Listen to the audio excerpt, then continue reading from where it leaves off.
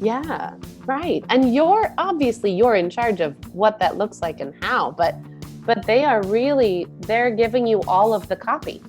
All of the information about what people want is literally in the sentence that they write back to you, or the conversation that you have with them over the phone or over Skype or whatever it is. So This is Rebel Therapist, a podcast for entrepreneurs who are trained as therapists and who want to level up their businesses, make a bigger impact, feel fulfilled, and be very well paid. I'm your host, Annie Schusler. This week, I'm talking to Ayelet Marinovich, an author, pediatric speech-language pathologist, parent educator, and podcaster. Ayelet has built the Learn with Less empire, helping parents learn to maximize the time and energy they have with their tiny humans so they can do the big job of raising them. As you listen to Ayelet's journey in creating Learn with Less as it now is today, there's a theme I want you to listen for. Ask your people. One of the Rebel therapists in my program asked me recently, what sets apart people whose programs succeed? And this is one of those big things, having a regular practice of asking your people, having a habit of asking your people from the very beginning and then along the way. And I think this episode can serve as a master class and a case study in that practice. So Ayelet asked her people at every step of building her company. The first person she listened to was herself. As a new parent, she asked herself what she was needing, and then she asked other parents and caregivers what they were needing, and she responded to those things. From there, she continued to ask what they were finding most helpful about what she was providing and what else they needed. She iterated her program several times and published 2 best-selling books, all in response to what she learned in those conversations. As you're listening to this episode, I hope you'll be getting yourself ready to take action on asking your people. If you haven't created the first iteration of your signature program, I hope you'll look for opportunities to start conversations to find out what your people are struggling with. If you've already offered an iteration or maybe more of your program, I hope you'll ask people what they found most helpful in what you've provided and what else they need. Asking is a practice we've got to do over and over because we can't take one person's answer and run with it. Your people are not all going to agree. They're not all going to agree on what they're struggling with the most, or on what's most helpful about what you're offering, or on what else they need. So you've got to ask over and over again and listen over and over again so that you can notice the patterns and the tendencies. Let's dive in with Ayelet. Unfortunately, you're going to notice that Ayelet's side of the conversation cuts out here and there for a word or so. It's the internet gremlins. I know some of you will barely notice this, but for some of you, this kind of thing really bugs you. So I wanted to warn you now so you can yell into your phone, get your frustration out. It's not so bad. You'll be able to hear what she's saying and gather everything through the context. And the content itself is really worth it. Thank you for your patience. Welcome, Ayelet. Thank you so much for joining me today. thanks so much for having me, Annie. This is fun. This is exciting. So I want to talk to you about your journey to creating Learn with Less, to creating this movement. And before we get to the awesome empire that you're running right now, would you tell us about the journey to discovering what the right way was for you to provide this to people? Whew, yeah. I know that's a huge question. Let me say, what I'm really curious about here is I think that we all in helping people, we're all looking for, what is going to work and what is not going to work. And as you've created something really unique here, I'm imagining that you've tried different ways of bringing it to people, and then over the years have developed this way of doing it. And I'm wondering if you can kind of walk us through what the iterations have been. Totally. So basically, when I became a mom myself, I was living away from the familiar. My husband and I moved when I was about 10 weeks pregnant to London from California. And so we were, across the pond, and I was figuring out all of the healthcare system and maternity system and birthing and new parenting stuff whilst waiting for my license as a speech language pathologist to transfer to be able to work in the UK, because I wanted all my options open to me. And so I had this great vision of being able to explore all of those things while I was pregnant. And there are so many amazing resources in the UK, especially compared to the US, when it comes to, birthing and new familyhood. And so I got to really explore what those were, and had inklings of an idea brewing in my own head about, well, I know that people say that, early parenthood can be really isolating. So what can I do once I enter new parenthood to really try to bring in some sort of social support for myself and for others in my community. So I was taking a prenatal yoga class while I was pregnant, and it was an amazing woman who loved to connect people within the community where we were in Southwest London. And I asked her once whether I could come and speak about, whether there was interest after babies were born to come and talk about early communication and early learning and play and stuff like that. That was really my background. Historically and professionally, my work as a pediatric speech language pathologist centered around these early communicators and in early intervention. So really focusing on the birth to 3 population, as well as more complex communication needs of, say, older students. But I loved working with those really early communicators always in my career. So the babies were born all around us. And, obviously as a new parent, I came into parenthood thinking, well, I know something about babies, and I've worked with many parents in the past. So, at least I got some of this. And of course, inevitably, you find as a new parent that, holy moly, all of those suggestions that you gave parents are absolutely ridiculous and should be thrown out the window. And the questioning whether you're doing it right, as far as, the everyday things, I didn't escape those questions. But I did know something about how to connect with and support a tiny human. So that was both what I decided to prove to myself in some ways, and also to help show others and convene around. So I opened up my home once a week in the morning to a group of other new parents. It was moms, dads, other caregivers like grandparents, babysitters, all kinds of people. And it was just lovely. It was this amazing opportunity to connect with each other, connect with our babies, observe each other with our babies, observe each other's babies. I mean, who gets that, right? Like that is quite rare actually in this day, and especially. And I just started sharing, here's what is happening. And here are some ideas for how we can connect with our little people. And here are some songs that you can sing, even if you don't feel musical yourself. And here are some ways they're already moving, and look what they're learning by doing that.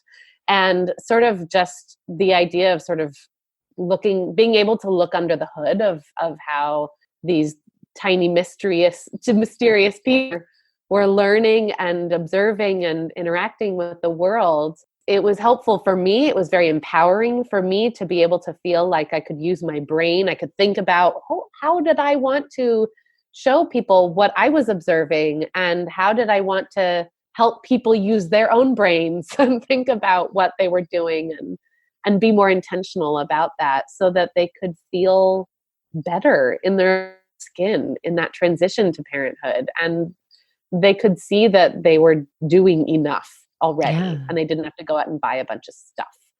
And when you were working with that with that first group of people, were they paying you? Were they paying you like upfront? Like how did you do that business wise? Yeah, so it was really a drop in. I just had an open, Tuesday morning or whatever it was, and it was a suggested donation, and everyone pretty much paid, £5 at the time, each time, and people started asking if they could bring their friends, and people started traveling slightly farther and farther, and it just grew. It grew in popularity. It grew in interest, and it grew in size. I wasn't doing it in the beginning at all really as an income. It was more an experiment and a self-help, self-care kind of a thing for myself in the beginning. And then I saw how valuable it was to me and to others, and I wanted to be able to keep doing it. And so I thought, well, maybe I'll start renting a space in the community. So I looked into that and I did that. So I rented a space, for an hour or two each week. And I then offered 2 days or one morning and one afternoon, I think it was. And that filled up over time. And then we moved. We left London after when my son was turning about 2. We were preparing to leave. I started thinking, well, this is clearly something that is bringing me a lot of joy and value, and a lot of other that had been validated. Right? And then what was the next iteration? What happened when you moved? So I had started really writing down, like seriously writing down what I was doing, and creating it into something that was sort of like a week by week or month by month type document. And I wasn't sure what I was going to do with it. I had some conversations with people about like creating an app, right? A parenting app. And that was my first thought. And then I realized that not only did I not have the wherewithal to create something like that, I also didn't have the fund to do that, So that was out. And then I started thinking about, well, there are things called podcasts and and things like that happen over the internet, and people buy and sell things over the internet, don't they? And so I did a little bit of research about what on earth this whole online world was, and I thought about, well, what if I could sort of release each module or lesson or activity idea that I had done live in person more over the internet somehow. Mm-hmm. And I wasn't really sure what that would look like or how it would look like or even what I was doing at all. But a friend of mine suggested that you just start creating content and experimenting with it and seeing what happens. Yeah. And what year was this? So this was the very, very, very beginning of 2016. Okay. Because I asked that because there's been just, the internet changes so Such quickly. an explosion. Yes. Yeah. Yes. Yeah. Mm-hmm.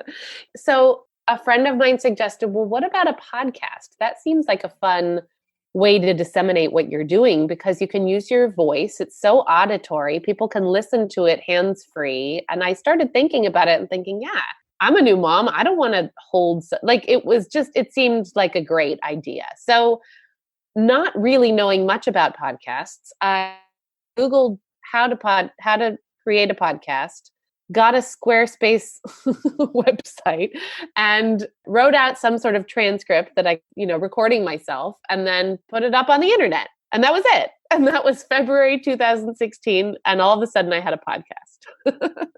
And at the time it was called Strength in Words, which was sort of a play on words and a nod to my speech language pathology roots. And yeah, it was fun. And I just sort of I did some songs, I did some discussion about like a developmental concept, and then talked about how you could focus on that concept, how you approach that concept through play or through, music.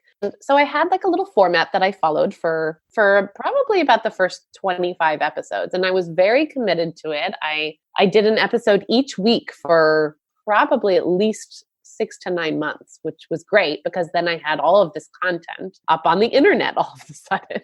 And I couldn't figure out why on earth everybody wasn't listening to it because it was really good. Yeah. Yeah. But of course, I had no idea about, content creation and marketing and getting yourself out there at the time. But And was slowly, the audience growing, or how was that happening? yeah, I mean, I think I started out with maybe 20 listeners and then I would see it grow to, 200 a month. And that was amazing that there were 200 people listening to this podcast. And And that makes me think that must have been people sharing it and just, the algorithm. yeah. Yeah. Yeah. And then every once in a while, I'd have people actually reach out to me over email, or I had started a Facebook page, a business page for my podcast, and people would reach out that way. And I'd share my podcast episode. I started an email list early. I started collecting people's email address on my website so that they could hear from me more and be, and know when the next podcast episode was being released and things like that. And pretty soon I started thinking, well, it would be fun to sort of monetize this in some way. And how could I release this, the sort of more week by week guide as something that I actually want to digest easily? Because there was certainly overlap of what I was sharing on the podcast and what I share within this sort of developmental and activity guide. But of course, the podcast was more broad and this was more specific. And so at this time, were you earning money through this part of your business in a different way? Or at this point, were you just creating free content? I was really just creating free content. Oh, interesting. And I think I had I had on my website like a PayPal donation button. So every once in a while I get like $20 from a person who just really liked the podcast, and I jump for joy. And it was a hobby at that point.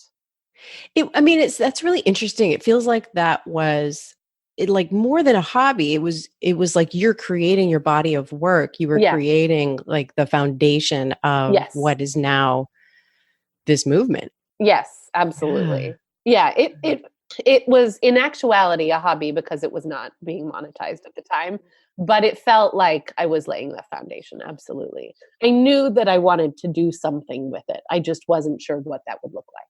Yeah. I'm just thinking for people listening, like that there's something really important about that you had a certain amount of faith about that this was going to go somewhere, that you were doing the right thing, that you were kind of following what felt really important to you, and that you knew you were going to figure out how to monetize it, but it wasn't coming from like, all right, let's get rich real quick. Right. Well, and it's funny because, I mean, as a therapist, you don't go into becoming a therapist to get rich, right? So Nope. I knew that this information was special. I knew that it was special both from a professional standpoint and from a personal as a parent standpoint. And it was very interesting as things continued, as time went on. I heard, of course, from parents, but I also started getting requests to collaborate from other therapists, other speech language pathologists in particular, and also really interestingly, other people who were both professionals working with young families, early families, as well as new parents themselves.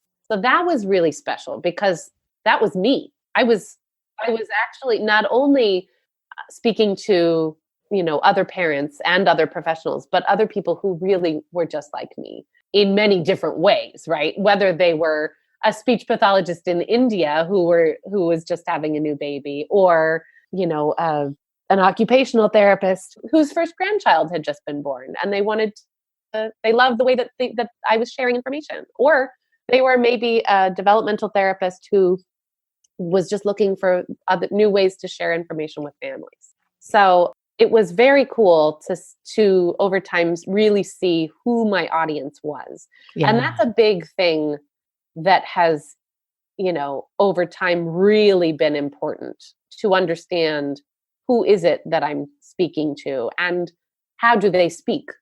What questions are each of those segments of my audience asking and what do they want from me?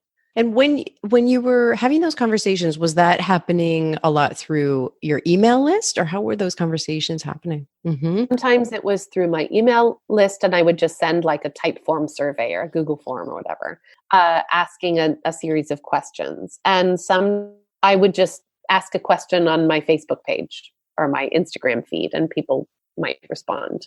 Like, what do you want to, what questions do you have about play? What questions do you have about using music to support early communication? And then I'd build a podcast episode about it. Or I, keep a tally of all of that data of what people said, and it ended up becoming the content of my second book, which I know we'll get to at some point.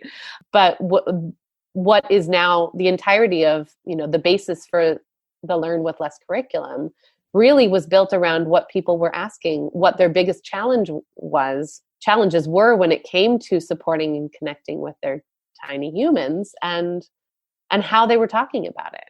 How big, I know this is a super specific question, but around how big do you think your email list was before you could start really getting valuable answers from people? Honestly, I think a couple hundred. Okay, nice. Yeah, really small. I mean, because even probably even smaller, because in the beginning you can really have conversations with people. It doesn't matter, how many people are there. If there's somebody who has committed to giving you their email address, they want to hear from you. So you should hear from them. It's really useful. I'm so glad that you're telling people about this, because it's like, as your email list is growing, you're not just waiting until you have a big email list. You're really engaging with people and you're allowing them to help you co-create your offer. Right. And you're in charge of what that looks like and how, but they're giving you all of the copy. All of the information about what people want is literally in the sentence that they write back to you, or the conversation that you have with them over the phone or over Skype or whatever it is. So, Future Annie jumping in. Do you want to create your signature program? I want you to take that desire seriously. Take a moment to think about making the choice to take action and make it happen. If this is your desire, I want you to shorten your learning curve and start building it now. I've got a few spots left in Create Your Program, a 5-week experience. Over 5 weeks, you're going to clarify your niche, identify the first iteration of your signature program, create a doable marketing plan, and begin the launching process. We are going to have so much fun over these 5 weeks. Every week, you've got a 1-hour group call and some structured work between calls for you to do on your business. And in the final week, you've got a half-day graduation and launching workshop. It all happens online. We start really soon, on January 29th, 2020. So if you are listening to this after January 20th, or if those last couple spots have been taken, apply for the program starting on March 25th, 2020. Just head over to rebeltherapist.me/create. You're going to fill out a brief application and make a deposit, which we will hand right back to you if we decide this isn't a great fit for you. So again, that's rebeltherapist.me/create. All right, let's get back to Ayelet. So then tell us about what was your next iteration of putting this together and actually monetizing it? yeah. So I started joining sort of Facebook groups of other people who were bloggers or podcast creators or things like that. And I just started trying to figure out what other people were doing on the internet. And I didn't know anything again about, marketing or creating or launching a product or what that might even look like. And then I asked a question in a group, like what kinds of resources do you recommend for learning about these things? And someone posted that there is a wonderful set of video-based courses on a site called creativelive.com. And there's a woman named Tara Gentile. It was Tara Gentile, now it's Tara McMullen. And she has this great little course that will tell you all the basics. And I took it and it was on sale and I bought it and I just went straight through it super quickly. And I built my entire idea of how I was going to launch this idea of this around everything she said. And basically the idea was I was going to, and it's crazy now to think that, well, it's not. It's actually amazing because I've since come full circle around. But basically, I was going to create an online course that would be disseminated straight through email. And I had 52 different modules, right? A week by week development and activity guide for playing with your baby from birth to 12 months at the time.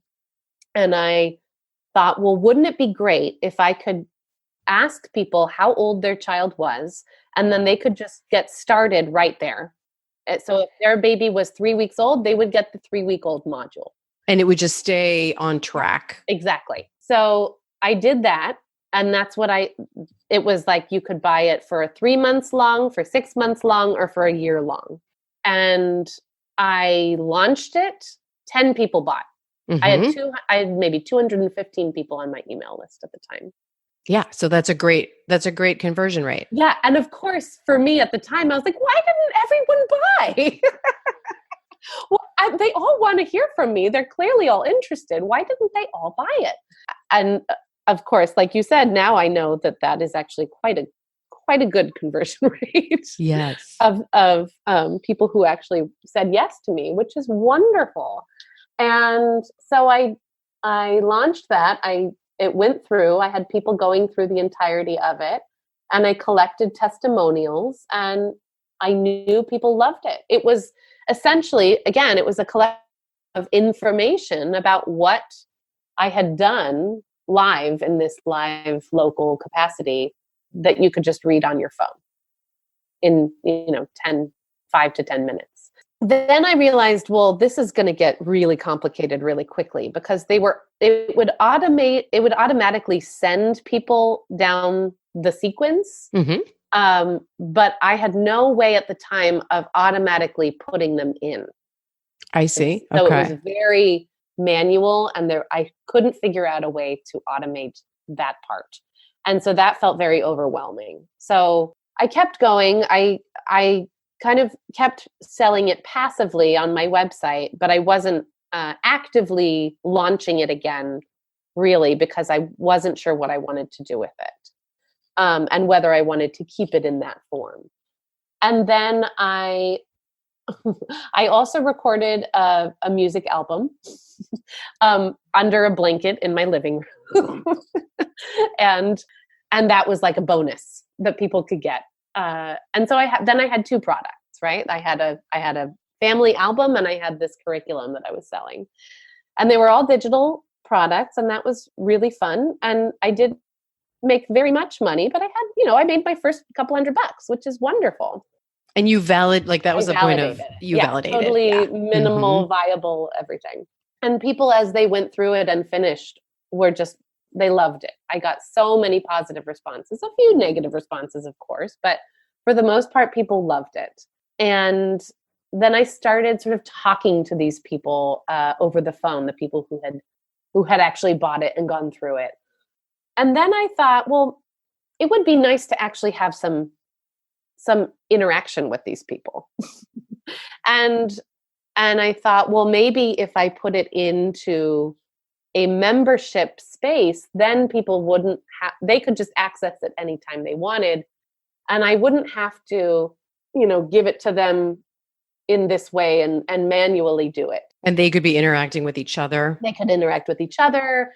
I could have live virtual events. And I started doing like little enrichment sessions virtually where I would show people how to use music and play. And people would come with their children and we would do like a screen share and I would bring people up onto the screen. It was adorable. It was so fun. And I led parent support groups. I led Q&A workshops with people that I brought onto my own podcast, stayed on longer so that they could talk to my people in a membership. So, and was this, at this point, did the price go up? Yeah. So at this point, I shifted and I wanted to sort of beta test whether people would pay an ongoing price. And for me, I also, I wanted to price it low enough that people would bat an eyebrow and that everyone could afford it. And so I priced it at like under $10 a month at first, but I was doing a lot of work and it quickly became overwhelming. And it was difficult to sell that as, a membership for parents. And I do believe, honestly, that the price that I set it at was undermining my own ability to find new people. And people, if I didn't value it, then other people weren't going to value it either, which was a very interesting mindset shift for me.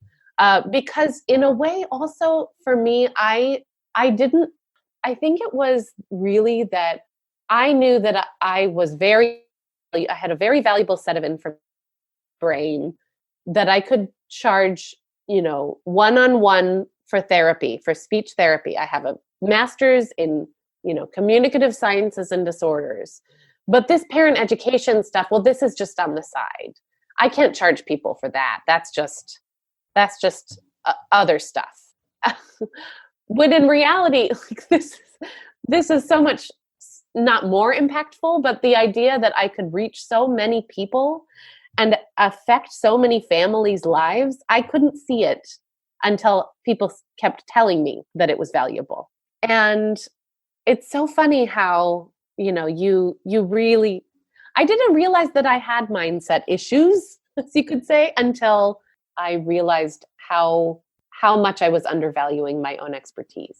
Yeah. And it's sometimes hard to see that our mindset issues are the things that are actually creating the results that we're then looking at. Completely. Yeah. Because it's in our own mind. It's really hard to see. It's so funny. So I was now in this like sort of weird position where I knew that my audience was families with infants, families with toddlers, families with multiple young children, often under 3, and then professionals serving those families in many different capacities. And I had this sort of curriculum that really only went up to age 12 months, age 1. And I was slowly starting to sort of play with a few other things that I could offer people for the toddler age. But I wanted to see, people weren't really in that membership interacting with the curriculum. And that was what I saw the value of the membership very much as that was an integral part of it. And I mean, I love that people were getting lots of use out of all of the other resources, but the curriculum was really something that I knew that was valuable. Yeah. And they weren't really going to the curriculum regularly. It was like, because it wasn't right there in their inbox anymore. Okay. So that was actually important. You found out. So I thought, well, what else could I do with this? How else could I disseminate this information? And I finally landed on, this is a book. It doesn't have to be disseminated every week. People can literally pick up a book every week or whenever they get to it. So I thought, well, how do you self-publish a book? So I did. I, took a little online course, again, actually from Creative Live, about how to create an ebook. And then I realized quickly that using Amazon's print on demand services, you can also create a paperback. And that was super exciting. So I followed some steps that I found online and then talking to other people who had done it. And I self-published my first book, which is called Understanding Your Baby. And it's a week-by-week development and activity guide for playing with your baby. And it literally is that first course in a book. Beautiful. With, of course, an introduction and additional information as well. And I collected a group of people who would help me sort of launch the thing into the world. And it hit Amazon bestseller status in the first couple days in my category on that Amazon category, right? So that was validated. It was huge, yes. And then that was another form of passive income, and I would get royalties through Amazon. Did you connect the two at all? Like, did you then connect the membership with the book, or did they just stand alone as their own? So the curriculum still lived on in the membership. And then people, of course, were informed about the book. And many people who were in the membership were also on my book launch team. So they got a copy of the book, an advanced copy of the book. And then still others bought the book and continue to buy the book as their favorite gift for a new parent. So that was great. But then, so then I had this amazing experience of like total success, like that first moment of, oh my gosh, people really like me. And then they could find me through the book. And I had all these, podcast episodes linked to the book, and everything was very, integrated. And that was wonderful. But still, I did nothing to serve my toddler families or my professionals who served mostly toddler families or my people, young children. I only had something really to serve my families with babies. Which wouldn't, I mean, I'm just thinking as people are listening and thinking about their own niche, isn't necessarily a problem unless it doesn't feel right to you, right? Of course, yeah. But for you, you knew that there was a big gap of people wanted, and people had actually even said, even in like Amazon reviews, I can't wait till the toddler book comes out. So I was like, oh, I guess I need to write another book. I guess there's a toddler book coming out. Yeah. So that felt very overwhelming for a while. And then I decided that I wanted to have more conversations with my audience. And I talked to a lot of the toddler people. And I asked them what their biggest challenges were. And then I honestly just used the templated form of the baby book for the toddler book, which was essentially 4 chapters split into 4 sort of sections of age range, right? So for the baby, it was like 0 to 3 months, 3 to 6 months, 6 to 9 months, 9 to 12 months. The toddler book covered 12 to 15 months, 16 to 18 months, or whatever it was, up to 36 months. So the toddler, 2 years worth. And I just followed the same template essentially that I had, and I filled it in with what people were struggling with, which essentially is what I had done for the baby book, because that's what I did live in this live class, version of it. But this was just a virtual version of that same thing. Repeated the process, and actually once I committed to writing the toddler book, I wrote it in 6 weeks. Ooh, that's beautiful. And that was fun.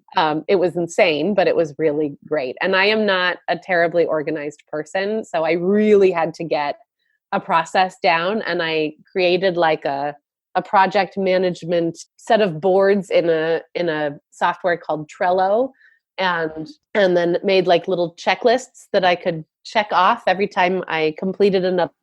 And that was a great little dopamine hit for me, and that was very effective. And so then how with you, so you've got two books and the membership, and then I know you also have, your private practice. Yep. How does everything fit together at this point?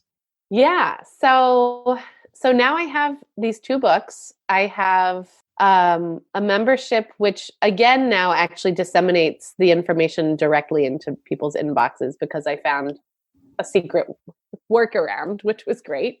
Oh, good. Yeah, and that really helped. And then I of course I release a podcast which I could be much better about, but often I have other things that I'm working on, and I'm not as regular about releasing episodes as I could be.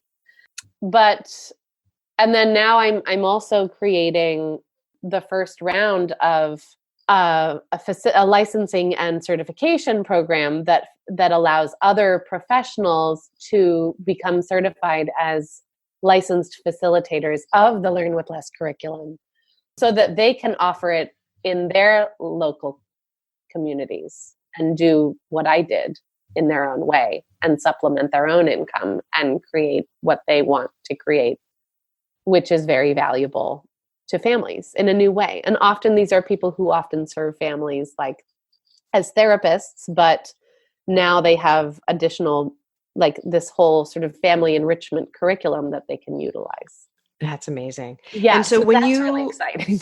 yeah. So when you opened up that possibility, how does that process, how do you start that process with people? So I'm, as we speak, Annie, in the process of selecting applicants. It's really cool.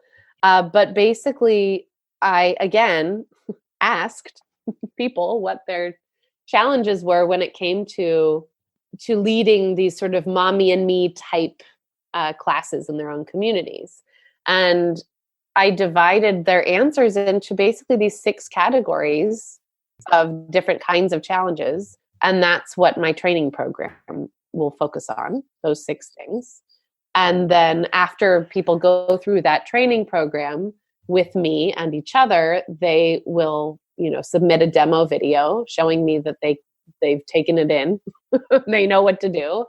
And then they will have access to the curriculum, which is, a set of templated activity plans, as well as parent handouts and all of the things that they need. So you asked how did that?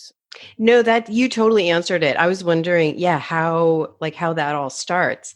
So now with all of these different parts of your empire, how would you say that your time, so kind of 2 separate but related questions, how would you say your time breaks down and that roughly your income proportionally breaks down with these different offers? Sure. So I have had to be very intentional about how I spend my time because I'm also a mom of 2 young children. So we have a babysitter who comes every weekday morning from 8 a.m. to 12. And that is generally when I work on my online business related things. So the membership, the podcast, marketing the books, marketing all of my offers, things like that, leading calls, doing all of those things. And then I have 1 afternoon a week that I see clients where I have my wonderful mom comes and watches the kids. And then I spend Friday mornings with clients as well. So I have 4 days a week that I work on the website and online business. And then I see clients for 4 hours as well. Okay, great. And then how does your income fall with like the books, the membership? I know I'm asking you such nosy questions. No, which it's is totally like fine. The main reason I do this really podcast. It's so important, and I'm totally happy to share. The books, the royalty from the books from Amazon is currently the biggest monthly recurring revenue, because it's once you sell 1 book on Amazon and it sells, then if you add to that sales by another book, it's exponentially proportionate, your income earnings, which is great. So like with 1 book, I was selling about a book a day on Amazon. With 2 books, I am now selling like 4 to 8 books a day on Amazon, which is fantastic. That's so fantastic. It's and that so must feel so good. Oh my gosh, it's awesome. Yeah, it feels so good. Yeah.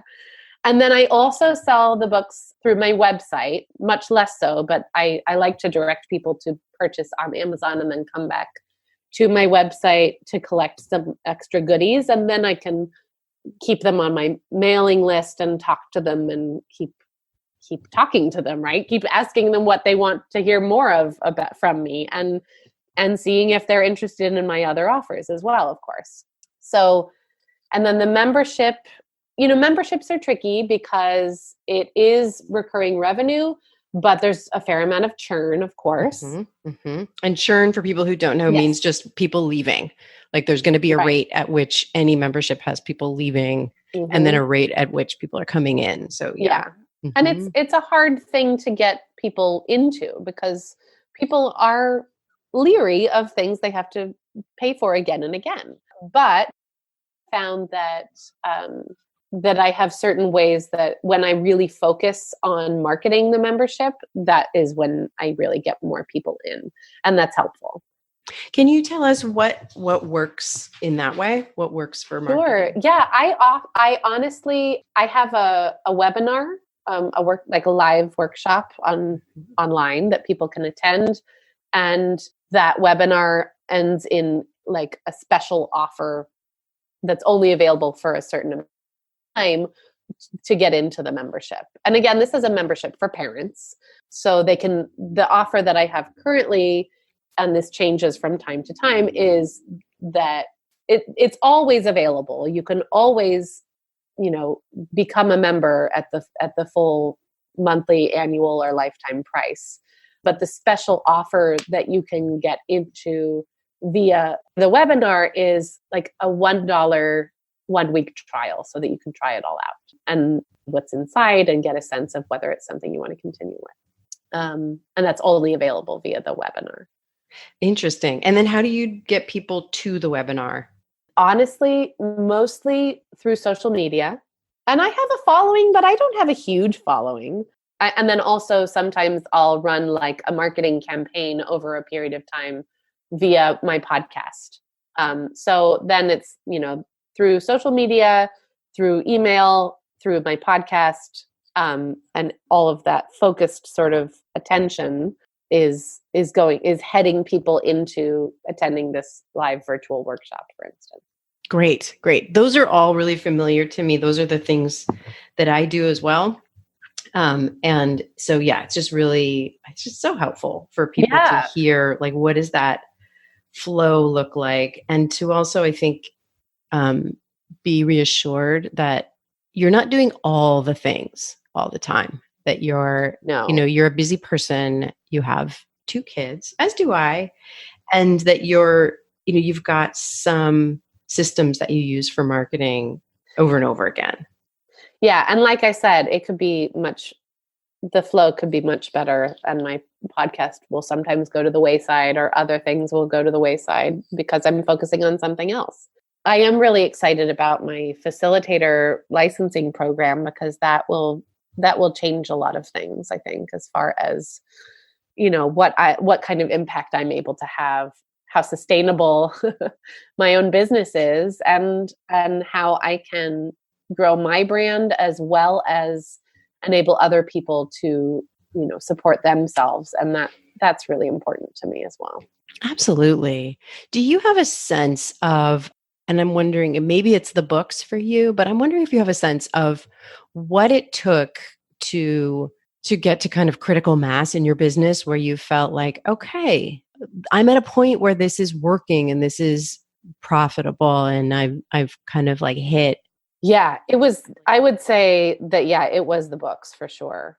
And to be totally honest, until I had both books, I wasn't terribly profitable. I mean, I was in the black every year, but I was not making anything overall, right? When you put in, what you're paying for, like an email list provider, or at least what I was, and a website host and a membership host and all of these things, when you pay for the technology and you pay for the maintenance of it all, and then you invest in things like coaching to help you figure out all of the things, I wasn't making really anything, except on my own private practice. And this, I'm about to head into, let's see, the podcast again, the podcast in February of 2016, and I published my second book in, I believe, March of 2019. So it was a good 3 years until things really started to ramp up. And, there's a reason why most small businesses fail in the first 5 years because people give up. Yes. Yeah. I mean, a lot of people give up, choose not to continue after they've tried a couple of different things. Yes. And say, like, I've tried everything and it didn't work, which I think is totally okay. In fact, I don't encourage people to say, I tried everything and it didn't work, as much as I encourage people to say, I tried 2 things and they didn't work. Yeah. And I'm choosing to walk away. But to just be honest with yourself about how many exactly. things. Totally. Listen to your journey. You tried so many different iterations in finding, okay, I'm sure it'll keep changing, but you hit that critical mass of, okay, this works. Yeah. And I'm imagining, this is something I've been talking about a lot with my folks recently, is I'm imagining that you returned to your big why of why am I doing this? Totally. Probably many times. Oh my gosh, so many times. And it's so funny because until my second book was published, I didn't really have a way putting everything together of what I was doing. And I didn't even use the term learn with less until I was writing my second book. And that was when it hit me that, this encapsulates everything. And that's when the rebrand happened as well after that, because I knew that I finally found, for me, the thing that I could use to explain exactly what I stood for, what I was trying to help people see, what I was trying to create for people, because that's exactly what I provide. How do we learn with less? How do we learn with what we already have? How do we learn to see in a new way what the actual value of our fingers and our eyes and our time is when we're changing a diaper? That's it. That's all. That's what pulls everything together. Yeah. Beautiful. Before we have to say goodbye, and thank you so much for spending so much time with me. Yeah. Before we have to say goodbye, are there any hacks or surprising to you things that have really, helped you in this journey? Honestly, I think the more you speak to your audience, I think this has been a recurring theme here, but the more you talk to other people, the better, because your people are serving. And you don't have to listen to everything they say, obviously. And there's an art to even asking what they want, right? Because there's that quote about how if Mr. Ford had asked people what they wanted, they would have said faster horses, right? It's figuring out what is the challenge that people really are having, and whether or not what you solve, the problem you solve, is how they see their challenge. Yeah, that's interesting, because in the middle, I've been scribbling notes, and in the middle of the paper, I have ask your people, and I keep circling that. I think that's probably going to be the name of this episode. Ask your people, yeah. Oh my gosh. Thank you so much, Ayelet. This has been my so pleasure. Wonderful. It was so fun. So fun to, such a different way of talking about what I do, and what a joy. Thank you for having me. You can dive into Ayelet's work at learnwithless.com. I want to thank Cosmo Palms for editing this podcast and Brianne Rising for taking excellent care of our guests. If you want to create your signature program beyond the therapy room, get my help by heading over to rebeltherapist.me/create. All right, I am so excited to see you next time.